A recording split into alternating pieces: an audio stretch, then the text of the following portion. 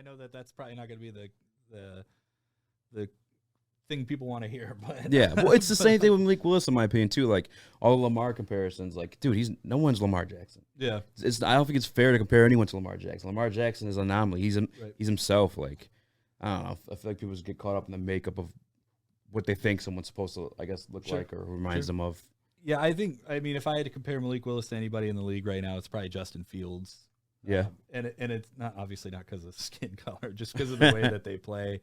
It's a very similar style, and they're two guys that probably should have sat up for a year. Like Justin Fields probably should have sat under Andy Dalton this past year. Yeah, and that's the thing too. People are like even the national media. Why aren't you starting Justin Fields? Why aren't you starting Justin Fields? Like it's okay to sit a guy who's like a little bit raw. Right. Like, it happens all the time. Happened with Pat Mahomes. Yep. Happens with a lot of guys. Aaron Rodgers. Yeah, like you can do that, and that's the thing too. Like some people are saying don't draft a quarterback this year for the Lions. I'm like, this is a perfect scenario. If you were, I'm not saying there's a guy that I'm absolutely in love with to do it with, but like.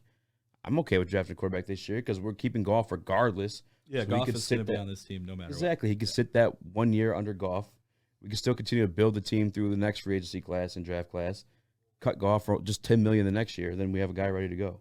Yeah, and it's probably the ideal way to go because you also give yourself a little bit of an out. That way, if you can see, if you're the Lions and you can see that Malik Willis is just, man, it's not going to happen.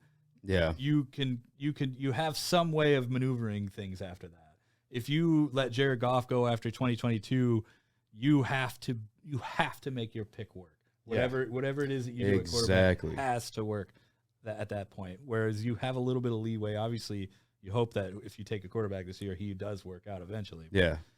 Or you hope that if they don't take a quarterback, then Jared Goff kind of shows what he can do, which we saw after the bye that he was a lot better than what we had previously thought he was.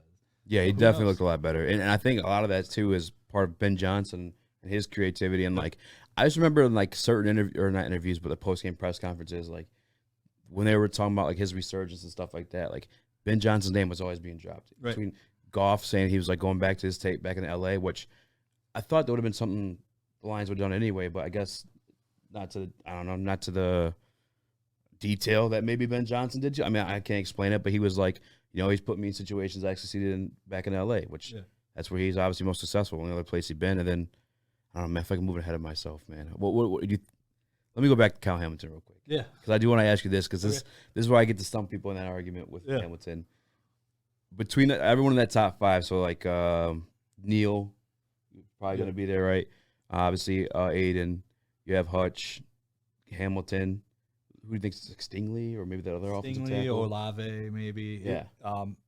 I really think that Willis will be up in that top 10 somewhere. It just depends on which team's going to decide to take him.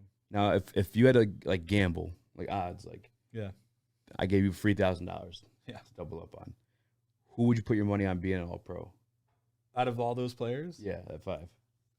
Oh man, for me that's from some people's. I think Hamilton. Yeah, see, it's so hard to. That's what validates like the pick for me. If they, I don't think they'll do it. But I'm just saying, like I'd be damn happy. I wouldn't be upset. It's really hard to do that. I think, but I guess I would say Evan Neal is probably your because he's a very good. Yeah. He's a very good player, and he'll probably. I mean, there's a good chance that the Jaguars will skip out on Hutchinson or Thibodeau and just go with Neal, and they'll probably be right to do that to protect their number one quarterback that they. Yeah, anyone who's putting in their mock drafts like not a tackle that number one pick, I think is just like they're crazy. How do you not protect your freaking like star quarterback? Well, the Bengals learned that lesson, Yeah. Not that obviously they got to the Super Bowl a little bit. Yeah, but I mean, Burrow got sacked 7 times in 2 games in a row in the playoffs. One of them being the Super Bowl, and I'm not saying that Penei Sewell would have changed that or but he certainly would have helped. Yeah, no, for sure. So we got. I guess I'm sorry that I rewinded the conversation back to cool. Hamilton. I like getting people. I respect your opinion on the matter. So Give me some ganja. Give me some ganja. Give me some ganja. Give me some ganja. Give me some ganja. Give me some ganja. Give me some ganja. Give me some ganja.